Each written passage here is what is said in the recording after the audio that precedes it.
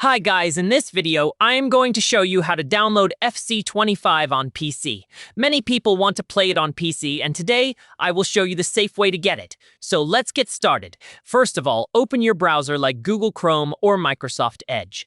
Now go to the official Steam website by typing store.steampowered.com in the address bar and pressing enter.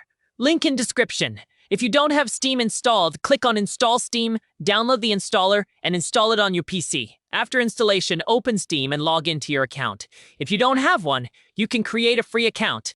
Once you are logged in, use the search bar at the top and type FC25. Click on the correct game from the search results. Since FC25 is a paid game, you will need to click on Add to Cart and complete the purchase. Make sure to use a safe payment method. After the purchase is complete, go to your library, click on FC25, and then click Install.